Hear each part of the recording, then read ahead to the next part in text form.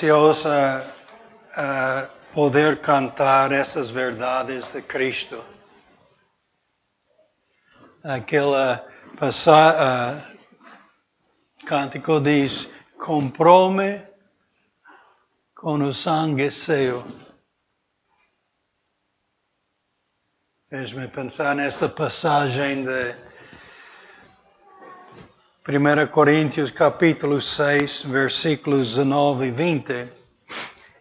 Ou não sabeis que o vosso corpo é o templo do Espírito que habita em vós, proveniente de Deus, e que não sois de vós mesmos?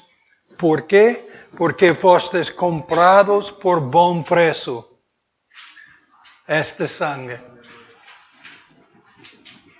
Propriedade divina agora, para sempre, por promessa e o sangue do Cordeiro de Deus.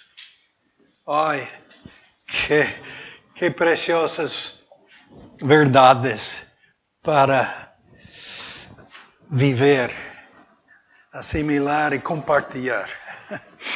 Muito obrigado, irmãos, por repartir a mensagem.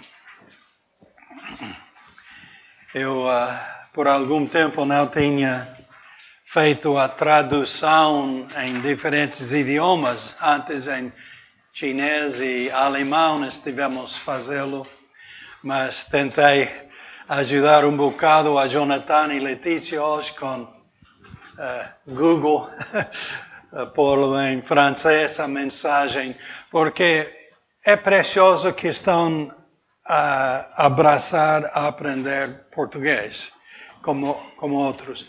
Mas também nessas mensagens queremos que chegue ao coração, não? Então,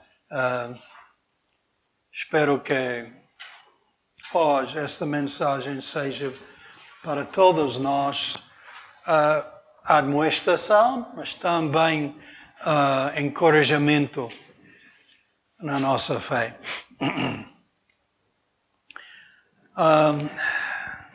Temos estado a pensar em diferentes aspectos do Velho Testamento que nos dão um vislumbre, uma breve vista de umas verdades tão preciosas que se explicam mais no Novo Testamento. Mas hoje, na vida de Job, aquela esperança da ressurreição. Queremos vê-lo hoje. Então, desde que a humanidade teve uma nova oportunidade após o dilúvio para honrar a Deus e servi-lo, a humanidade continuou em pecado cada vez mais. Que triste realidade, não? Mas é a história da nossa família humana. A confusão de línguas, a Torre de Babel, foi para o bem do homem, para que não estivesse tão unido na sua tentativa de exaltar-se em vez de Deus.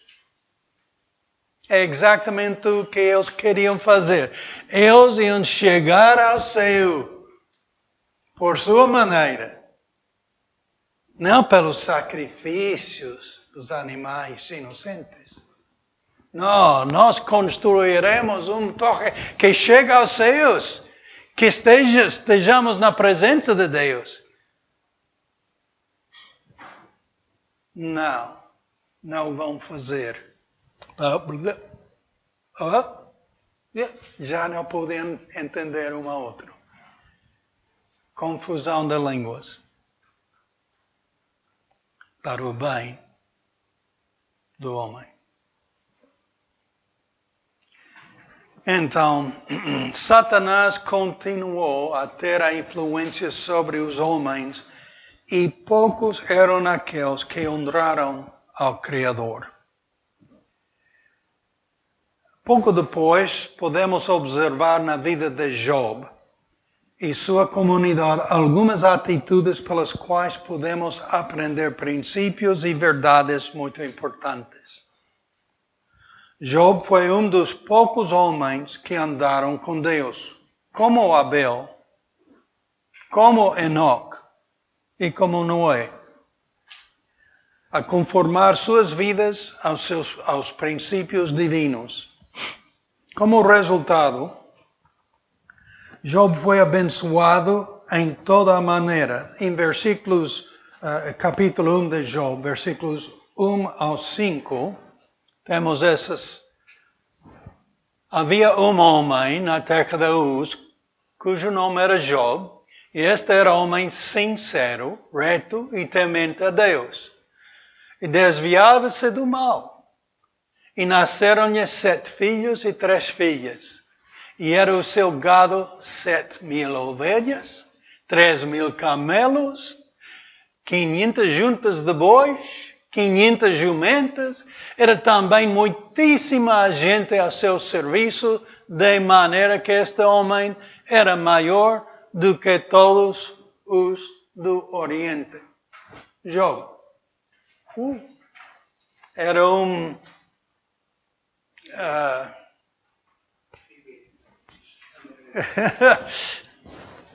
desfrutou a pensão de Deus. Continuamos no resto da passagem. E iam seus filhos e faziam banquetes em casa de cada um no seu dia. Aparentemente seu aniversário, não? E enviavam e convidavam as suas 3 irmãs. E comeram e beberam com eles. Sucedia, pois, que tendo decorrido o turno de dias de seus banquetes, enviava Job e os santificava. E se levantava de madrugada e oferecia holocaustos segundo o número de todos eles. Porque dizia Job, porventura pecaram meus filhos e blasfemaram de Deus no seu coração. Assim o fazia Job continuamente. Temia ao Senhor. Sabia que Deus julga o pecado. E sentia a responsabilidade da sua família. Então, ele fazia o que Deus tinha ordenado quanto ao sacrifício dos animais inocentes pelo pecado. Tudo que apontou ao Cordeiro de Deus que um dia tiraria o pecado do mundo com seu sangue. Mas, como é com todo homem que anda com Deus, há um acusador, um inimigo que quer derrubar a fé em Deus. O livro de Job continua a contar a experiência de Job na perda de tudo quanto tinha, menos a sua esposa e a sua vida. Quando eu leio este primeiro capítulo de Job, quero chorar. Nós temos 3 filhas e um filho. Já todos casados, com netos e tudo isso agora não, mas de tentar imaginar a perda. Deus, nós temos enfrentado momentos difíceis em que Satanás estava a atacar, mas de perdê-los todos, eu não posso imaginar. Não posso imaginar. Mas permaneceu ele e sua esposa. Perdeu os seus 10 filhos e toda a sua economia. A economia é uma grande perda, mas não compara-se com teus filhos. Não. Mas perdeu os filhos todos e toda a sua economia no mesmo dia. Pumba! Chega um servo tras outro servo. Isso aconteceu. Isso aconteceu. Isso aconteceu. E Job sabia. Deus, tu estás a fazer alguma coisa. Ajuda-me a ouvir-te. Enfrentamos dias tristes, dias de desencorajamento. Mas uau, perdê-lo tudo, toda a família menos sua esposa, no mesmo dia. Então, muitíssimas perguntas foram lançadas pelos amigos de Job ao pensar que ele tinha andado em pecado secretamente e por isso estava a sofrer tanto julgamento. Job, o que fizeste? O que estás a encobrir na tua vida, Job? Que Deus te trata desta maneira? Seus amigos, seus companheiros na comunidade e negócio, e pode ser até familiares entre eles, não sei. Mas no meio das questões pelos amigos, tanto por Job mesmo, Job focaliza na verdade que todos que acreditam na palavra de Deus confiam. A promessa da vida eterna. No meio da sua tempestade, no meio da perda maior da sua vida, ele lembra a promessa de Deus. Job 19, 25 a 27 diz: porque eu sei que o meu Redentor vive e que por fim se levantará sobre a terra. E depois de consumada a minha pele, ainda em minha carne verei a Deus. Vê-lo-ei por mim mesmo, e os meus olhos, e não outros, o verão. E por isso o meu coração se consome dentro de mim. No meio de uma prova tão intensa, tão dura, Job confiou na promessa de Deus. Há algum aspecto da sua fé que a Bíblia marca muitas vezes. O meu Redentor. Job sabia, acreditava e vivia sua necessidade do Redentor.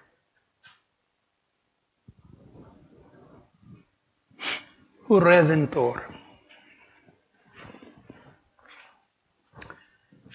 Esta semana mencionei mais cedo. Nesta semana, Norma e eu ajudamos com o funeral de um irmão na fé, João Carlos Robalo da Costa, que morava em Cabeça David. Ele tinha padecido muita doença na vida, sofria várias diferentes coisas, mas há 15 anos reconheceu a sua necessidade de Cristo e o confessou como seu Senhor e Salvador. Job também reconheceu sua necessidade de um Redentor. Por quê? Por que necessita um Redentor? Isso é.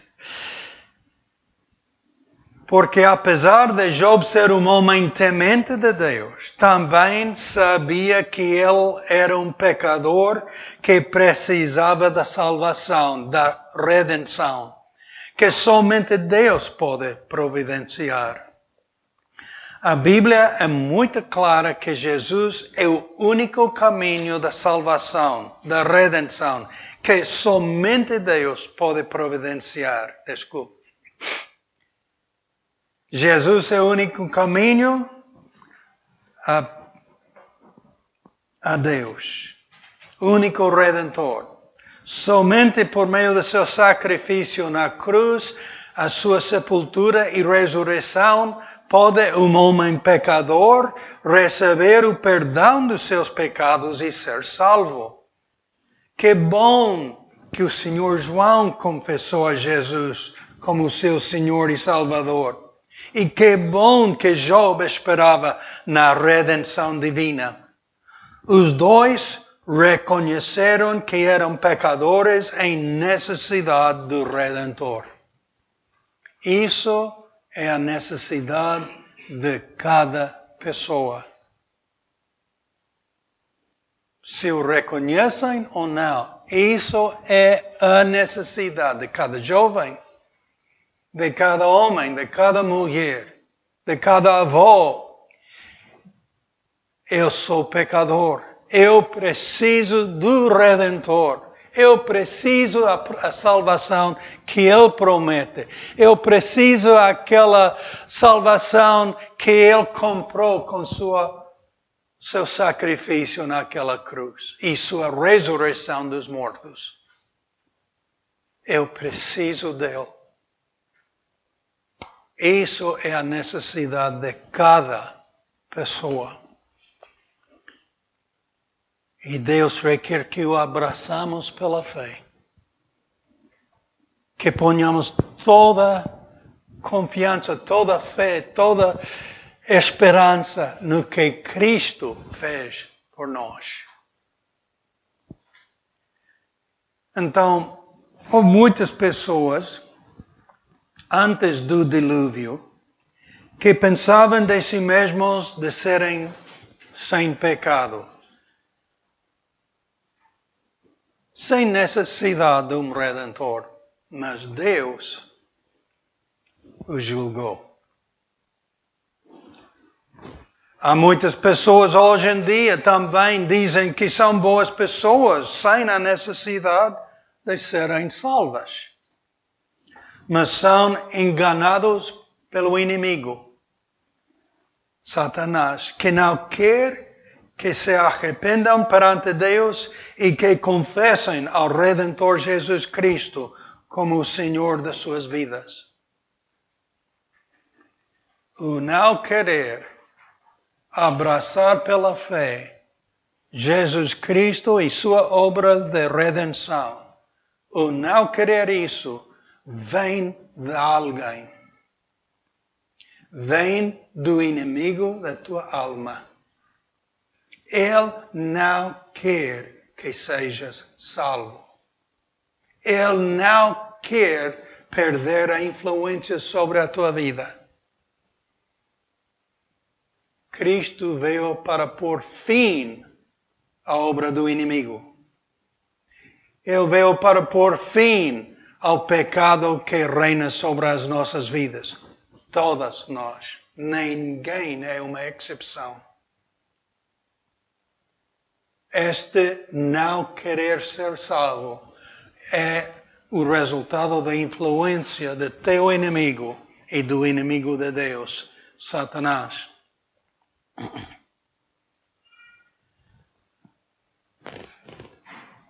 Ninguém é uma exceção ao que Deus declara. Além de Noé e a sua família que reconheceram a sua necessidade de salvação divina, ninguém foi uma exceção ao julgamento de Deus.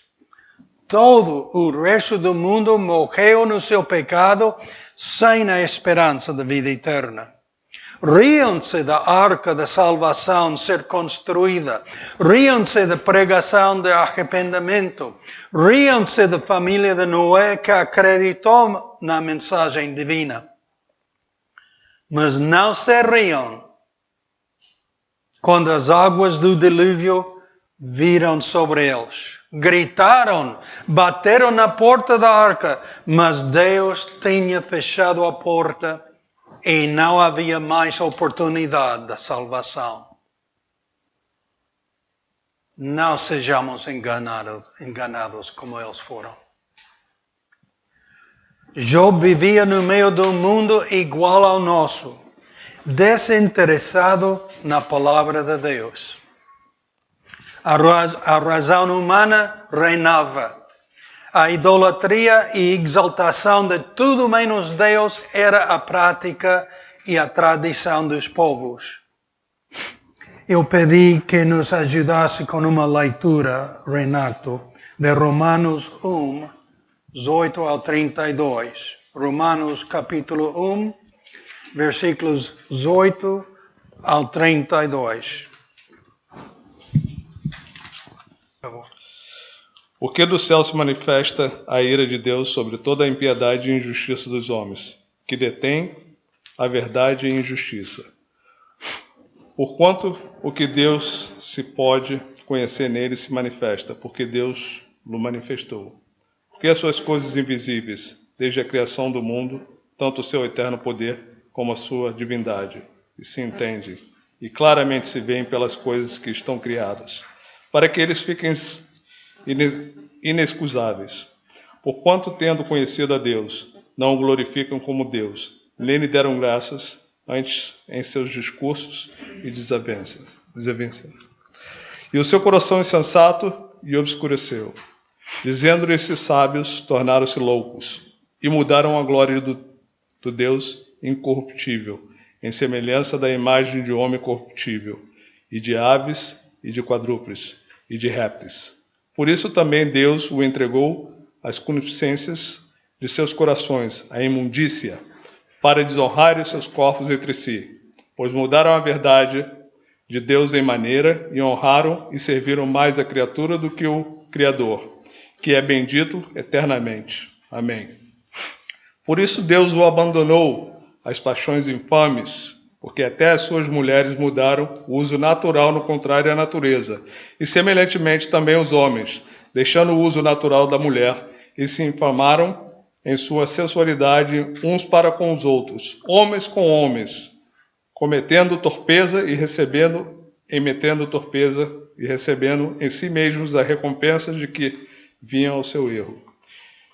E como eles não se importaram de ter conhecimento de Deus, assim Deus os entregou a um sentimento perverso, para fazerem coisas que não convêm, estando cheios de toda a iniquidade, prostituição, malícia, avareza, maldade, cheios de inveja, homicídios, contenda, engano e malignidade, sendo murmuradores, detrantores, aborrecedores de Deus, injuriadores soberbos, presunçosos, inventores de males, desobedientes aos pais e às mães, nécios, infiéis, nos contratos, sem afeição natural, irreconciliáveis, sem misericórdia, os quais, conhecendo a justiça de Deus, que são dignos de morte os que tais praticam, não somente as fazem, mas também consente aos que fazem.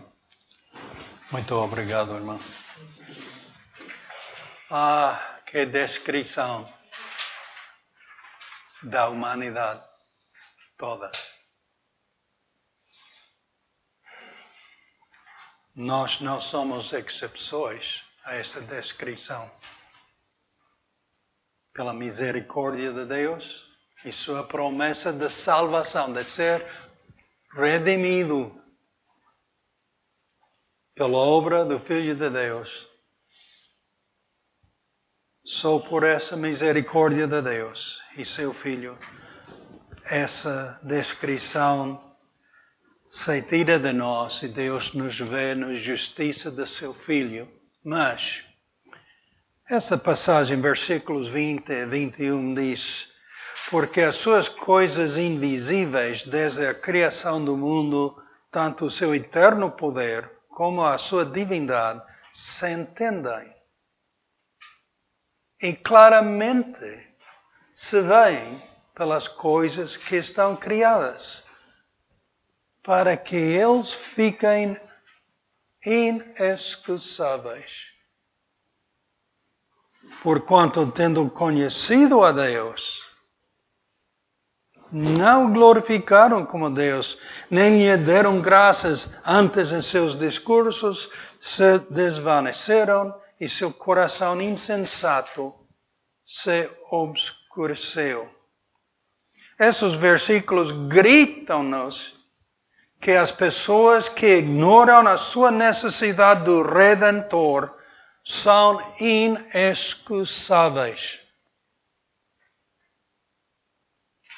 Ninguém vai poder dizer a Deus, mas eu não sabia. A minha criação gritava quem sou. E não te importavas. Inexcusáveis. Ninguém é uma exceção. Ninguém. Romanos capítulo 3, 23 diz: porque todos pecaram e destituídos, que palavra tão destituídos estão da glória de Deus. Impossível entrar na presença de Deus sendo pecador. E todo homem está culpado do pecado. Quem acha que não é culpado perante Deus e que não precisa de se curvar perante Jesus Cristo é enganado por Satanás e irá à eterna condenação.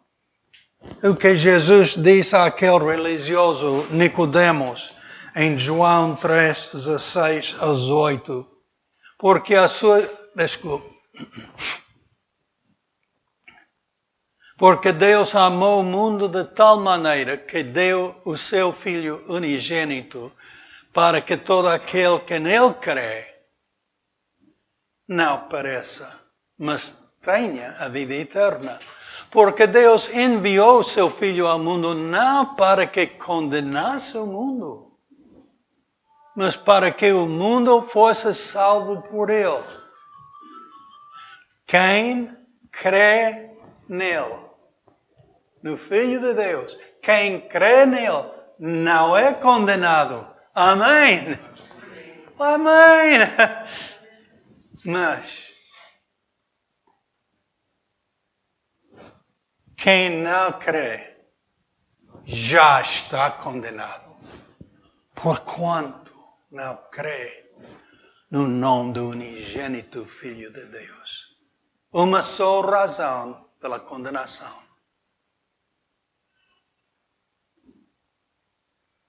Não acreditar naquele que Deus enviou para nos salvar.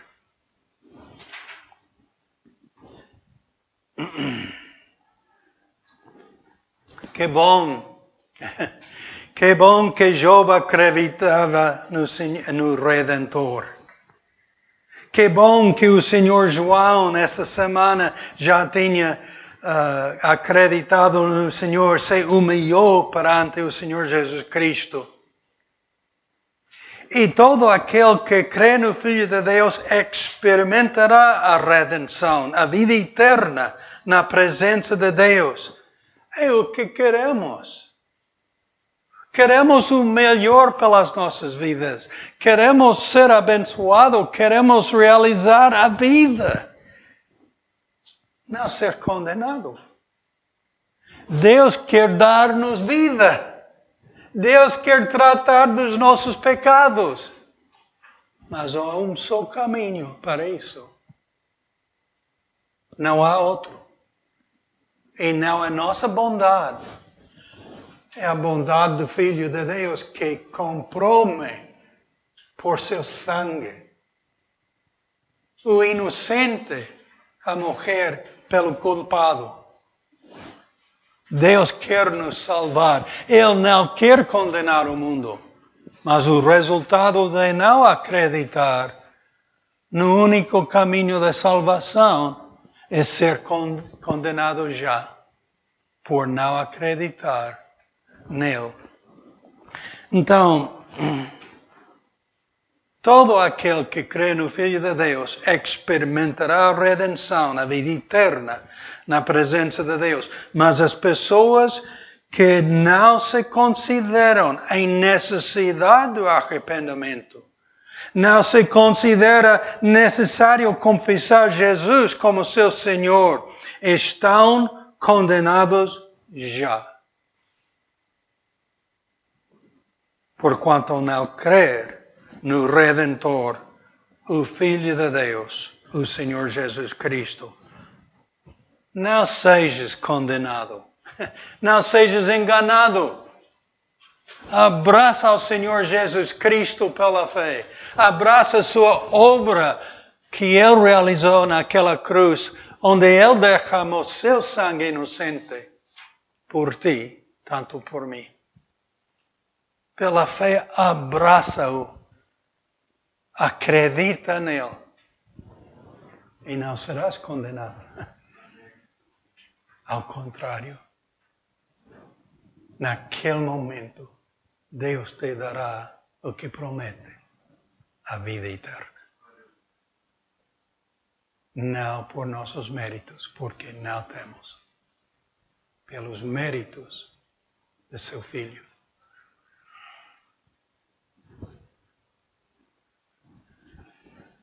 Oremos.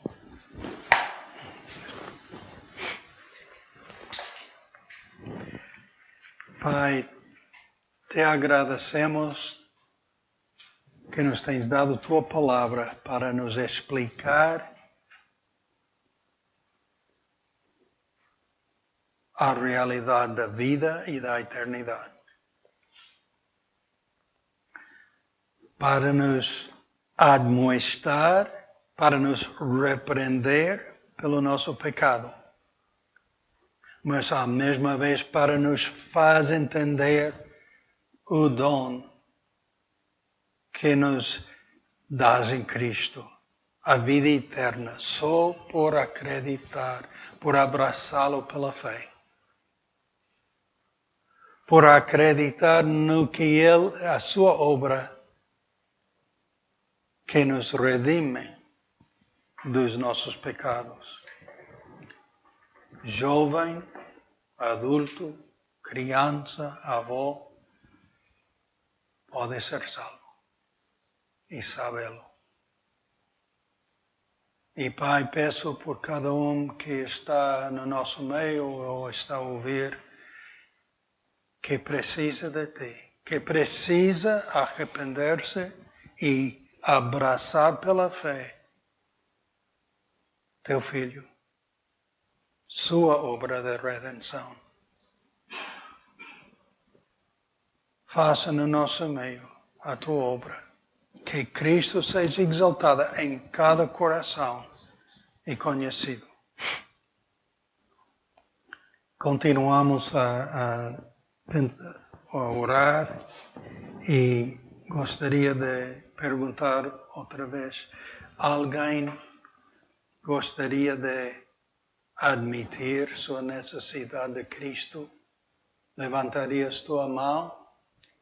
Diz, eu preciso essa fé em Cristo. Eu quero ser salvo. Pode levantar tua mão e baixá-lo. Há alguém? Ok. Senhor, te agradecemos mais uma vez este privilégio. Te agradecemos essa palavra, que não é oxalá, não é talvez, é sim e amém. É certa. Tu nos tens escrito essas palavras para que saibamos que tenhamos a vida eterna e para que creamos no Senhor Jesus Cristo. Faça a tua obra no nosso meio, em cada um dos nossos corações. Pedimos que Satanás não tenha a influência, que não sejamos enganados. Ao contrário, que a luz da tua palavra ilumine nosso coração e mente. E que saibamos nossa necessidade, que é em Cristo. Que a esperança pela nossa necessidade é Cristo Jesus mesmo. Tu sabes as muitas necessidades que foram mencionadas mais cedo.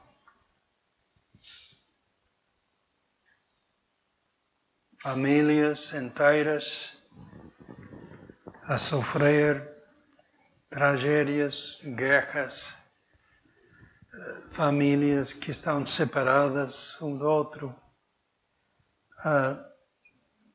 corações traumatizados.